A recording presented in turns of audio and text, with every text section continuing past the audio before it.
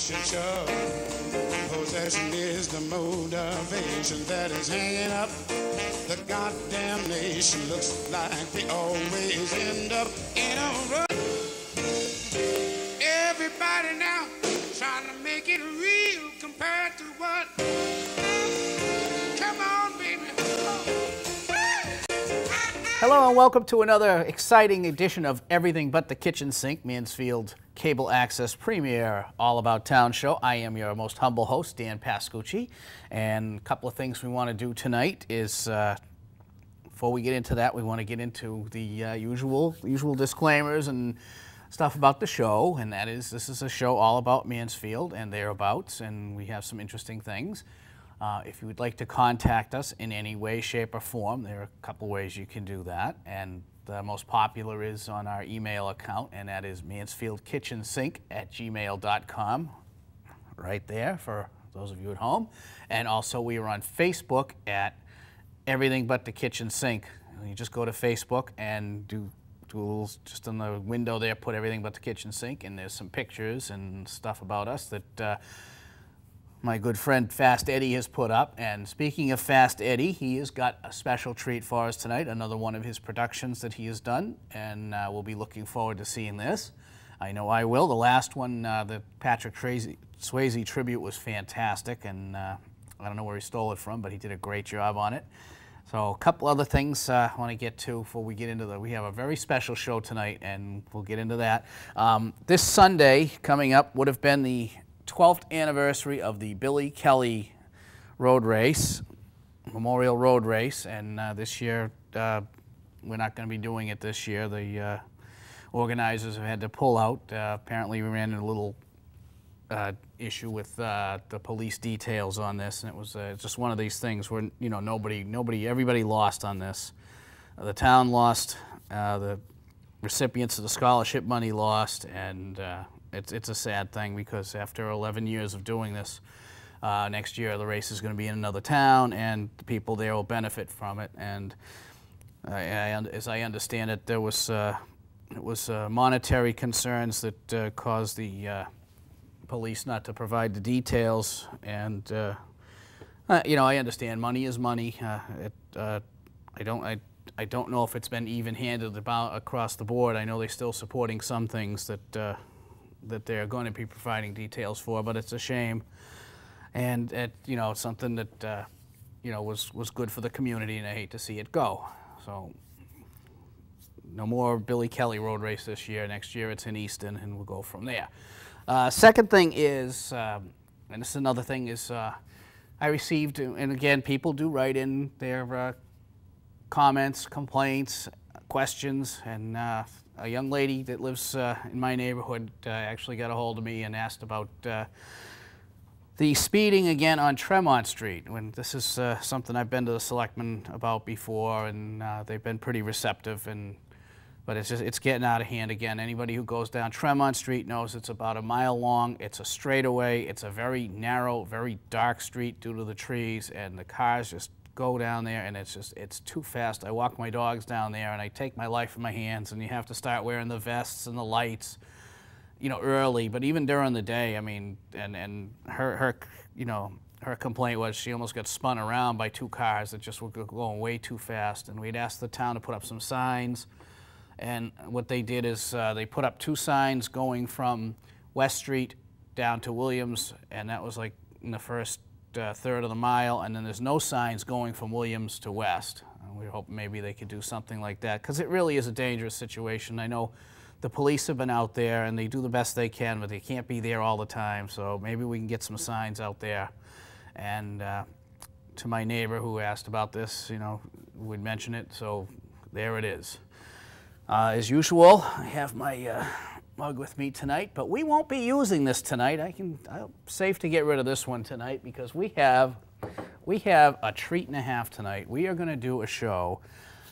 Mansfield is blessed with some very, very talented people that do things in fields that you don't normally think of, and we have several wine gurus in town, and these people they know their wine, they know their grape inside and out. They're very good at what they do. So I'm trading in that mug for this, and we are going to have a show. I nicknamed it Wine for Dummies, but there's really nothing dummy about it. I actually have Wayne Smith along with us, one of the most knowledgeable wine guys around. There's not the only one in town, but you agreed to do this one, and I appreciate you taking the time to come out. And what we want to do is give people an introductions to different wines that, you know, a lot of people know wines, and a lot of people, you know, they go in and maybe test you. I'm sure you're tested from time to time. Daily. And then there's people like me that, you know, really don't know a whole lot about wine. I know a little bit about it because I worked in the business for a little while. And then we, you know, we have, you know, someone like Eddie who thinks bubbly is Boone's Farm and ginger ale. So anyways, we got to turn this over to you a little bit, and you can explain some basics about wine. And I see you brought some with you. We got some of these glasses, and it looks like we got some implements of destruction here. And so I'm going to just turn it over to Mr. Wayne Smith. Hi. Well, the best thing about wine is that it's whatever you like. There's no what's right for me is right for you, or it can be what's right for you isn't right for me. I mean, wine is very personal. Needless to say, it's also enjoyable. You know, usually everybody enjoys a little glass of wine. Coming into the holidays, it's a very big time of year for wine. 'Tis the season. Yeah, Thanksgiving, one of the biggest wine holidays. Really? Yep, one of the biggest wine holidays in the year. Wow. You know, what do you pair with that bird you're eating? You Yeah. know? And there's a lot of answers. Yeah, it's a good question. What do you recommend for Tom Turkey? Well, it depends a lot on the stuffing. Bread stuffing, you can use anything from Sauvignon Blanc, Pinot Noir for red. There's no swearing in here, okay? Hey, you know. I'm just, you know, it's a family show. Yeah, that's all right. Okay. And then if it's a little bit more spicier stuffing, you can use Shiraz, Riesling. It stands up to all the nuances of the, you know, some people put sausage and stuff. Yeah, I make two different kinds at my house. Yep. So there's a lot of things, but just because somebody tells you that that's what you need to be drinking with your turkey, right. It's a suggestion. It's not. Yes. It's not a law. It's not a hard, fast written rule. That's right. Okay. So. Now let me ask you a question. Now I had said I made two different kinds of stuffing, and I make one for the whole family, and that's a little bit of sausage and apples. It's a bread-based stuffing, and it's got onions and celery in it, and then I also make a similar one, but it's packed with oysters. It's for my father-in-law, Russ. Okay, and he loves that. I mean, I make that for him every year. Him and I eat it. We call it, you know, stuffing for men. But, and what would be a good wine to serve with something that has oysters in it? I mean, the oysters, when you cook them in the stuffing, they kind of shrivel up, and you get the flavor. You're not like looking at the oysters in there, but the flavor is terrific. What would be a good wine for that? Well, with oysters, I like Sauvignon Blanc. Okay, and that is what? What is that? That's a white wine. Okay. Can be made several ways. It's made all over the world, grown all over the world, I should say. The great variety is Sauvignon Blanc. Also, a man named Robert Mondavi years ago coined it Fume Blanc because he really didn't think that people would be drinking white Sauvignon. So it's crisper, it's lighter than Chardonnay. Chardonnay tends to be more fleshy or heavier. And when you're pairing foods like that, you want to pair a lighter wine with your lighter foods and a heavier wine with your heavier foods. Okay. Well, I see you brought a whole bunch of different kinds of wine here. Maybe you want to explain what the different ones are to the folks at home and me. All right. Eddie just wants to know where the straws go. You know, you can get those big straws. But All right, we'll start with the Italian wine, a couple of Italian wines I brought. Okay. They're both by the same producer, Banfi. Okay. They're both Chiantis.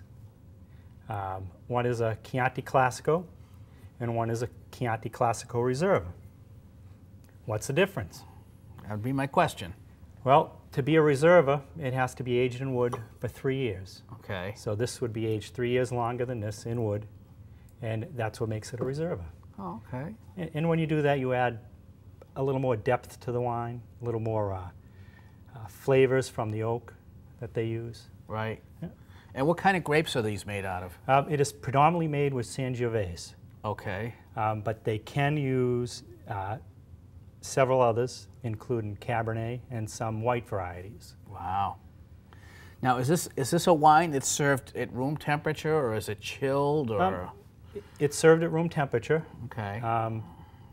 but room temperature is basically cellar room temperature, Okay. which is somewhere around 55 to 60 degrees. Right. So it's not the 72 that we like to have it at the house. When it's more in the around 60 degrees, you would serve it at room temperature. Okay. And then, so that's yeah. When I was in Italy, I was just in Italy, and everywhere you went, they gave you, they give you a glass of Chianti, and it was so good. Yep, a lot of those Italian restaurants and stuff have the jugs out back. They actually make their own wine right out back. Everywhere you go, they call it a bar, but it's not like a bar where you go up and get a drink and get some beer. A bar is basically a little cafe. Yeah. And it's just, that's what they call them. So that's why you see so many bars over there. But it's not, not a gin mill or anything like that. That's correct. Wow. So okay, so we have the two Chiantis. Yep. Okay, the Reserve, and the other one's just regular. Regular Classico, and there's actually levels below, and this one has to be actually aged in 1 year. Right. And then the others do not have to have as many stipulations, but it does have to come out of the Chianti region of Italy. Okay, so you're not going to get California Chianti?